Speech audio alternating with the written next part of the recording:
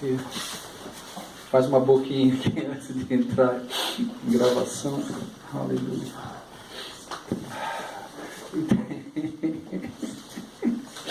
E tem dia que o Espírito Santo capricha na manteiga. Tem dia que ele passa a manteiga dos dois lados do pão.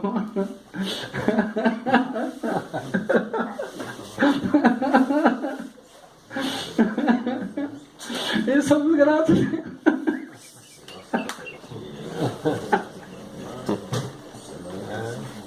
Esse negócio vai acabar bem.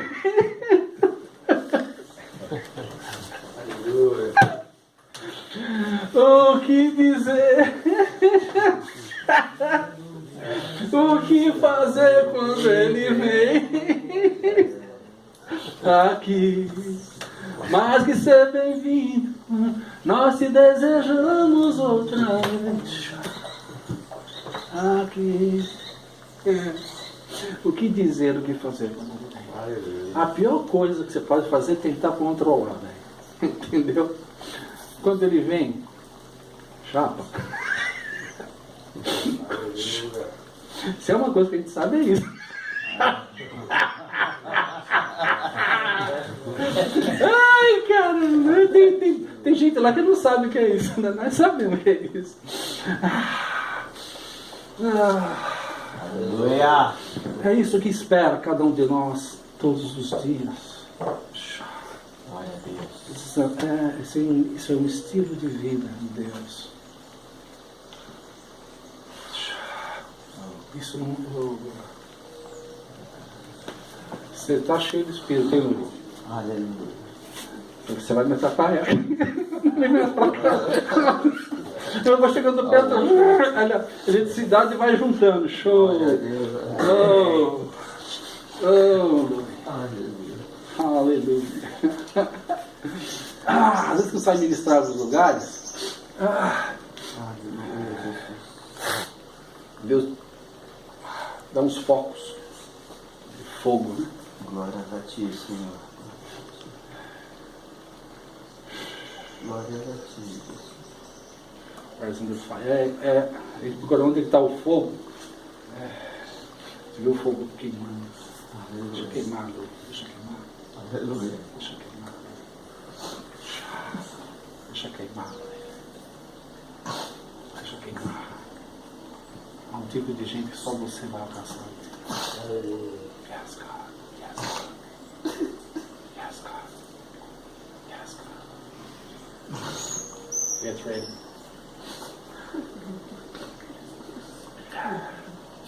Seja preparado.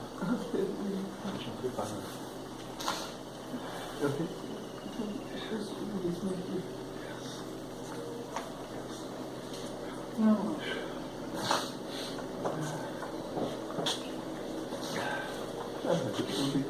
Somos muito gratos pelo que você está fazendo nesse exato momento, nesse lugar, Espírito Santo. Meu Deus, como eu preciso de Ti. Quando eu olho para mim, a primeira coisa que eu percebo é o quanto eu preciso de Ti. Como eu dependo de Ti, Espírito Santo. Como eu dependo de Ti, Senhor. Como as minhas fraquezas são tantas. É verdade, Jesus. Aleluia. Os inimigos de minha alma, os seteus, os jebuseus, os filisteus. O Senhor não destrói os meus inimigos. O Senhor me fortalece. Tua graça me basta. Alguns inimigos Deus vai tirar diante de vocês. Mas alguns inimigos você vai ter que conviver com eles. Sabe por quê? Uma dependência diária. Uma dependência diária de Deus. Paulo por 3 vezes pediu ao Senhor, Senhor, tira fora isso. Falou, a minha graça me basta. A minha graça te basta. A minha graça te basta. Aleluia, Senhor. Aleluia. Aleluia. Sentir nada que podemos fazer. É verdade. Sentir absolutamente nada que podemos fazer. Então, Senhor, Nós queremos nos preparar agora para esses próximos minutos.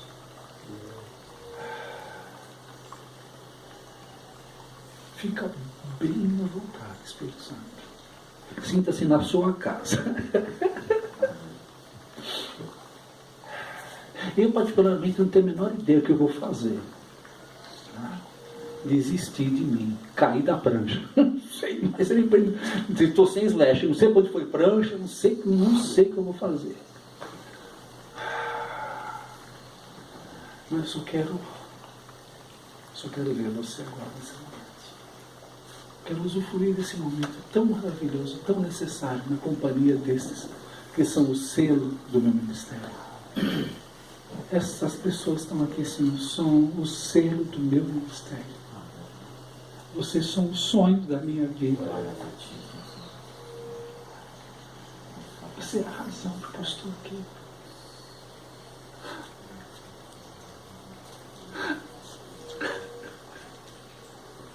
Não há nada mais importante na Terra do que você saber qual é a razão da sua existência. O propósito pela qual você existe. Seja ele qual for. Seja não existe, misericórdia, perdoa, apaga, seja qual for. Seja qual for. Seja qual for. Seja pastor, seja empresário, seja cozinheiro, seja marinheiro. Faça tudo para a honra e glória do Senhor. Em nome de Jesus. E a função do Espírito Santo é nos levar para o lugar do nosso destino. Aleluia. Que não existe lugar melhor. Não existe lugar melhor do que o centro da vontade de Deus. Está no centro da vontade de Deus. E eu tinha um pensamento que quando eu chegasse nesse lugar chamado centro da vontade de Deus para a minha vida, não haveria problemas. Mas eu entendi que o centro do lugar, o centro da vontade de Deus para a minha vida, são lugares onde estão os maiores problemas. Só que tem a diferença. Quando eu estou fora da vontade de Deus, os inimigos prevalecem. E quando eu estou na vontade de Deus, eu prevaleço sobre os meus inimigos.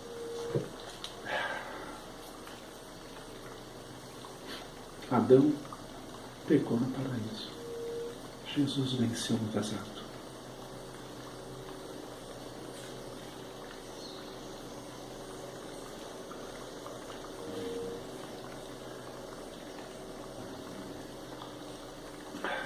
Preciosa presença do Espírito Santo.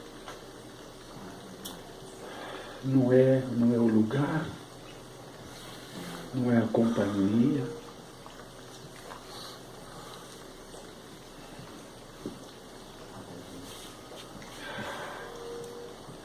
Senhor, estamos ávidos por uma intimidade. A casa favorita de Deus. Interessante que Deus, na Bíblia, né, ele fala assim: tenho saudade da tenda de Davi. E impressionante isso, porque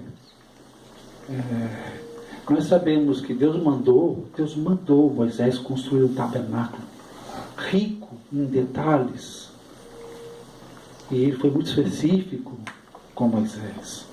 Falou: Moisés, construa de acordo com o que você viu. Moisés passou 40 dias dentro da nuvem do Shekinah, da glória de Deus, sendo instruído.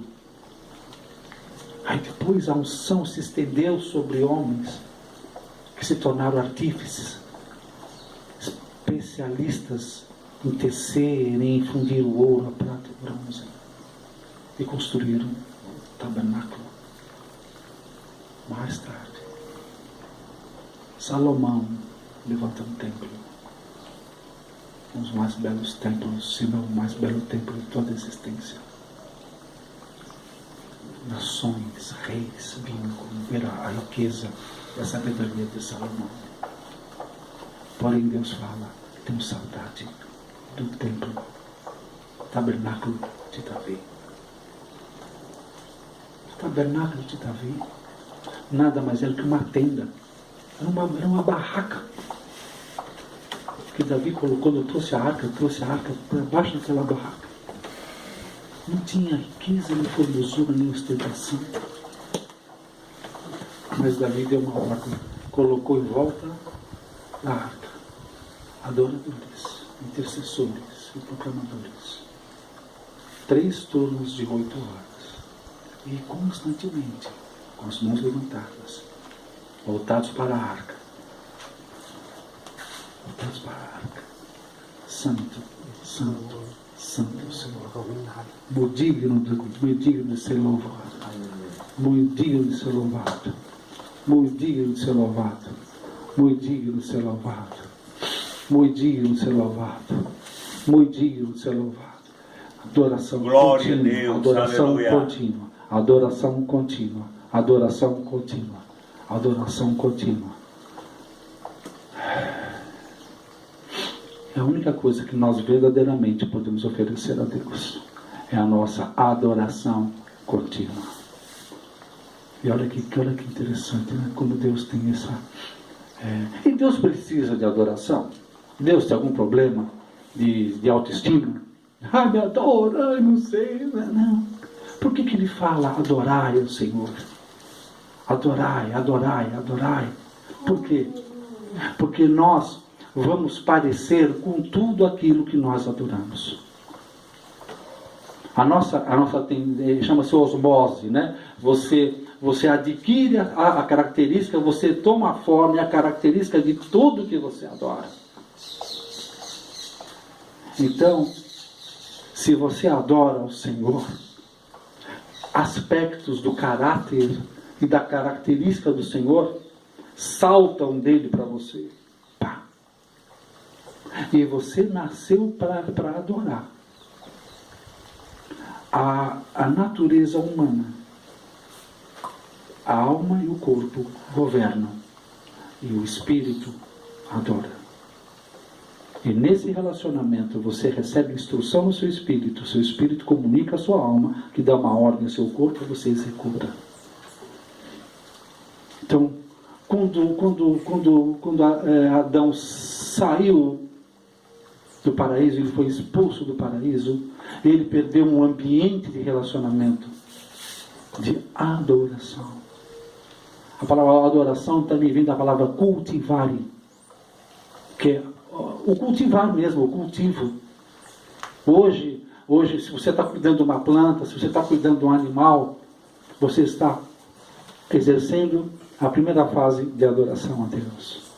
Adoração a Deus não é uma violinha, é uma bateria. Adoração a Deus é reconhecer e cuidar de tudo aquilo que Ele criou.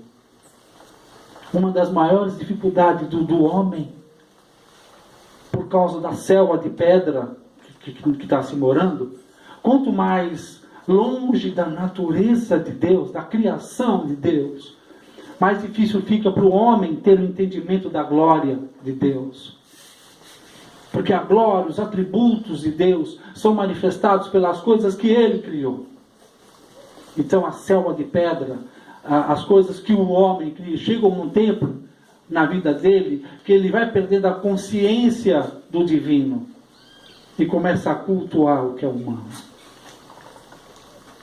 Um carro bonito, uma casa bonita, entende? As coisas são boas debaixo do governo de Cristo Jesus. Então, o que Deus tem nos chamado, Deus está chamando você de volta para essa essência. Você não vai para essa essência. Nós não vamos para o céu. Nós vamos voltar para o jardim. Quem entende isso? A religião só serve tratar com você. Ou no passado, o que Deus foi, as promessas são históricas ou futurísticas. Olha, no passado, olha o que Deus fez com Abraão, o que Deus fez com esse, fez com aquele, fez com aquele. E olha o que Deus vai fazer conosco no futuro, lá na glória. Então, a religião, ela não sabe lidar com o presente. Ela não tem uma resposta para o presente.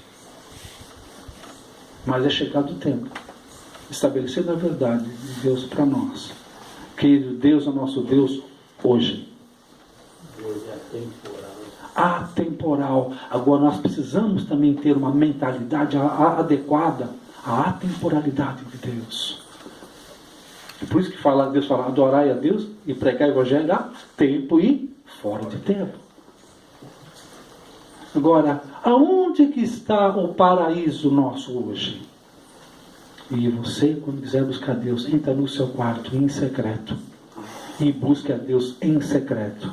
E Ele em secreto te ouvirá. E te, só ouvir, o padre também ouve no confessionário, né?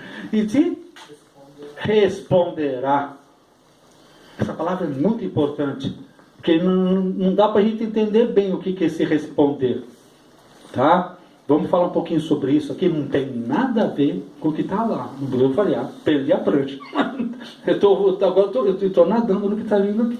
Modo avião. E glória e modo avião. Obrigado. Bom, quando eu entro na presença de Deus, no secreto, na Bíblia, você e eu somos intercessores proclamadores, é verdade. Mas nós somos a noiva. É pouco difícil para nós homens pensarmos isso. Né? Não é ruim, entendeu? Mas falando de uma maneira profética, né? A igreja é a noiva de Cristo. Glória a Deus. E então, se nós somos a noiva e Jesus é o noivo, Ele está te chamando para intimidade, para quê? Ter um relacionamento.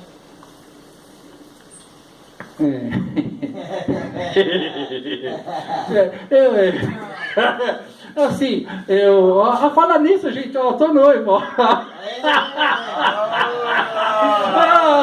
Falaram, olha, deu um exemplo legal. O noivo, né? Que fique registrado aí, né? Tá? Assumimos esse noivado, nós esperamos a questão do Luquinho e outras resoluções que têm que ser resolvidas aí, mas assim que se encerrou o prazo. E também aniversário da Rosana, eu quis fazer na mesma data. Glória a Deus. Glória a Deus por isso, amém. Deus ordeia. Fecha parênteses. Né? Quando o noivo chama a noiva para ter um relacionamento, ele não chama para conversar. Resumo. Intimidade, né? Entendeu? Oh, Pai do Senhor, minha irmã, hoje o Senhor vai te dar a vitória, né? Você não fala assim, né? Com a tua noiva, né? Com a noiva, né? A noiva, eu estou falando esposa, tá? Ele chama para quê? Quando ele está te chamando, você é a noiva. Porque a noiva na Bíblia é esposa. Não existe noivado na Bíblia, existe o casamento. Tá? Ele vai, conversa com a família, tá? Já, depois um pouquinho eu explico esse negócio direitinho. Ele faz o contrato com a família, tá? Daqui a um ano ele vai voltar e vai buscá-lo. E nesse período de um ano ela vai ficar em observação. Entendeu? Não pode acontecer nada de anormal como era nesse prazo de um ano. Entendeu? O pessoal tem que ficar de olho no comportamento dela. Para o noivo vir buscar. O noivo vem, contrata você, se ausenta. Mas um dia ele vem te buscar. Um dia o noivo vem te buscar. Está entendendo? Agora, o interesse do noivo é gerar. Do esposo, vamos mudar isso porque o noivo aqui no nosso país é muito, separa uma coisa da outra. O esposo quer gerar na esposa uma semente. Quer gerar nela filho. O que é isso hoje? É um destino. Muitas vezes nós ficamos numa igreja 5, 10, 15, 20 anos, mas somos estéreis. Somos a esposa, mas a esposa estéril. Porque não se permite, ela não gasta tempo com o noivo. O noivo chama para estar na intimidade, para gerar no seu espírito o seu destino, manifestar o seu destino, a razão pela qual que ele casou com você. Ele casou com você para ter filho. Ele casou com você para gerar em você um destino. Ele não te salvou somente para te livrar do inferno. Ele te libertou para gerar em você uma semente e essa semente se manifestar na terra. A questão é que a igreja só fala conosco sobre salvação e não fala sobre reino. Ele tira você, trabalha você, envia você. Vinde a mim, todos vós que estão cansados e oprimidos. Depois, vinde após mim. Depois, ide meu nome. Essas pessoas receberam a semente, receberam uma incumbência. A frutificação. O problema é que a igreja fala para você fazer obras sem frutificar. Você lembra que ele deu uma ordem? Permanecei em Jerusalém até que do alto sejais revestidos de poder. Então serei minhas testemunhas, que no original é mártires. Tá? Mártires são pessoas dispostas a sofrer martírios pelo amor de Cristo. Tá? Mas o que é? Vão botar fogo na gente? Vão cortar a cabeça? Até fazem. Mas o martírio está falando aqui é você abrir mão da sua vida. É você abrir mão de coisas tuas pelas coisas do reino. Para que ele, agora convém que ele cresça ou diminua, abrir mão do eu, exatamente. Tá? Agora, o que aconteceu nesse dia? Estavam todos reunidos no mesmo lugar. Tá? Hoje é uma outra coisa que não se faz. E que o espírito profético, quando eu falo espírito profético, não é um ghost, né? É uma mentalidade profética que Deus está trazendo de novo à sua igreja. Está fazendo algo que a igreja não está fazendo, que é arrependimento. Que não tem nada a ver com salvação. Se você se arrepender para ser salvo. Uma salvação sem arrependimento, você é filho, porém preso. Porque o arrependimento tem a ver com libertação. Ele te liberta, te salva e te envia.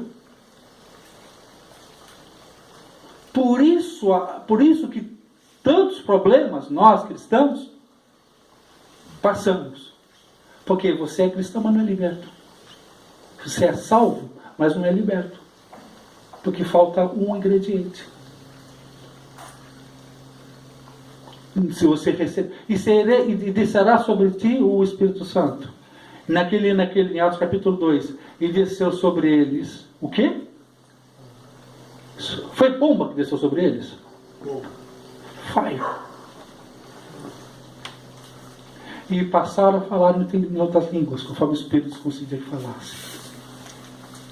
Eles foram batizados com o Espírito Santo e com fogo. Com o Espírito Santo e com fogo. Com o Espírito Santo mais fogo. Eu repito a pergunta.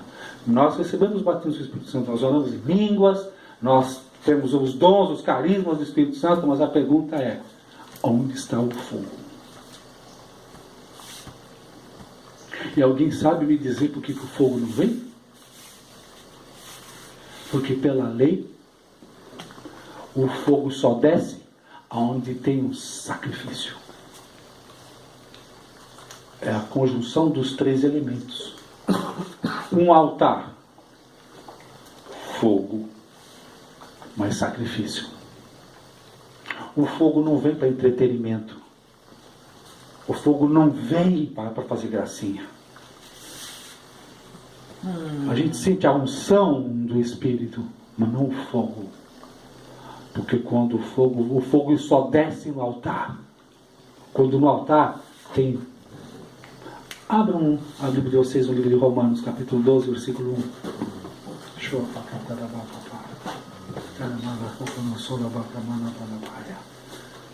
Eu estava em São Paulo ontem. Vamos abrindo aí.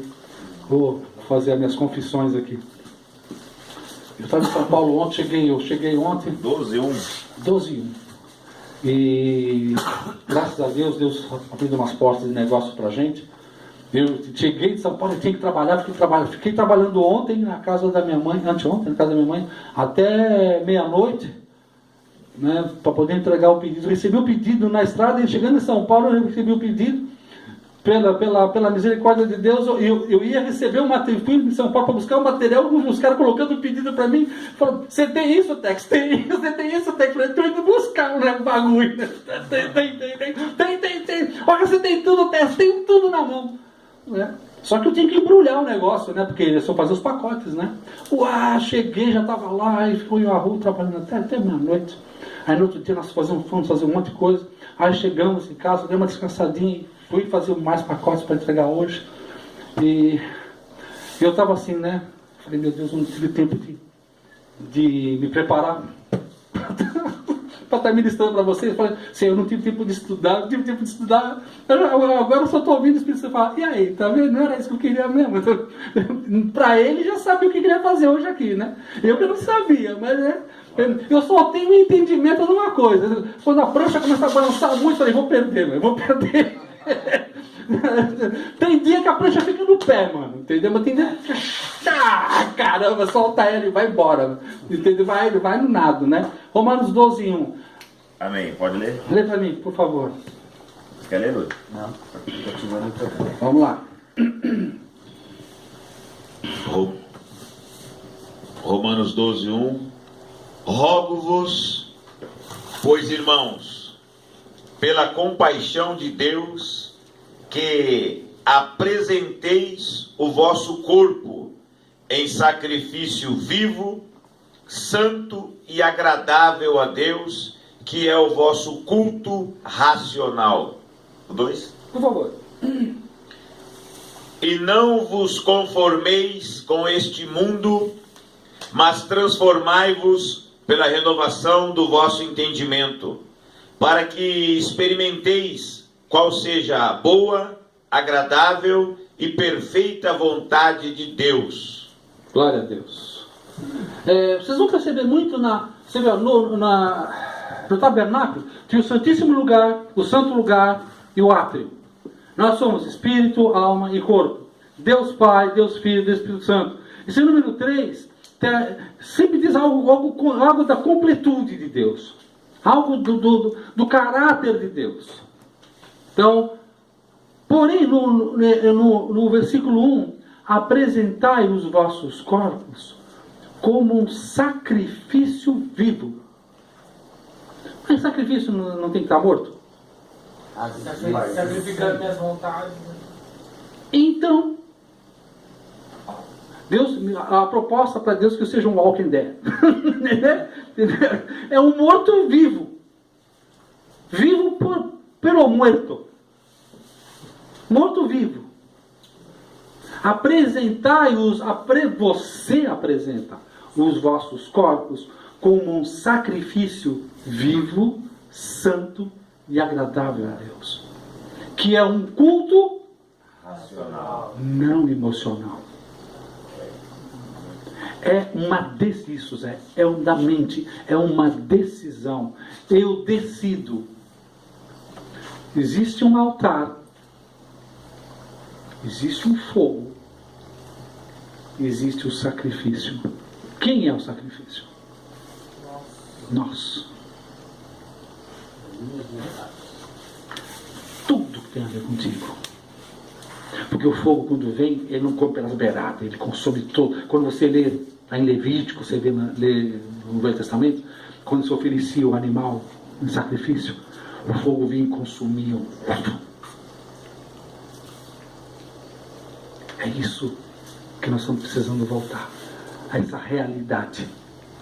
Nós estamos vivendo um tempo, quando eu falo tempo, décadas, séculos na nossa igreja, em que se perdeu o fogo. Foi se deixando de lado por N questões, mas é tempo de trazer de volta. Não adianta a gente fazer apelos para as pessoas fazerem isso, fazerem aquilo sem fogo, porque o fogo ele vem quando você se apresenta no altar. E para você ser levado ao altar, tem que acontecer algo chamado arrependimento. Por favor. Eu fico impressionado não, né? O Espírito Santo é maravilhoso, né? Porque todas as vezes que você vem aqui, Tex, eu sempre falo antes da oração, ou até mesmo à noite, na hora da janta, eu falo para quem percebeu, há sempre uma ligação quando começamos a nossa quinta-feira e quando o Tex vem. O Espírito Santo confirma exatamente as mesmas coisas. Hoje começamos a ler o terceiro passo e falou exatamente isso. Até o irmão, o companheiro Zé falou assim, na nossa Bíblia está culto racional. Isso aqui deve ser linguagem católica, que está culto espiritual. Irmãos, pelo amor de Deus, é só a confirmação do Espírito Santo. Hoje o terceiro passo fala sobre a entrega do controle. É o sacrifício vivo, é a minha própria vida. Eu entrego o controle da minha vida a um poder superior. Então é isso, é um sacrifício vivo. Eu entreguei-me, eu dei-me ao Senhor para que Ele trabalhasse a minha vida. Então eu estou disposto a minha carne doer, para que eu tenha um controle da vida eterna através do caminho que é Jesus Cristo. Foi exatamente o que nós lemos hoje, começamos lendo hoje isso. Então eu só posso crer que é confirmação do Espírito Santo, como sempre. Amém. Em nome de Jesus. Amém. Obrigado, Espírito Santo, que o senhor vai na frente, né? Né? Porque é isso que nós precisamos ter. A Bíblia é um livro, apesar de ser um livro de chapação, um livro, quem é que está? Está escrito, Paulo fala que é loucura, para os que, né? Para nós, né? Para nós é bênção, né? Eu estou falando.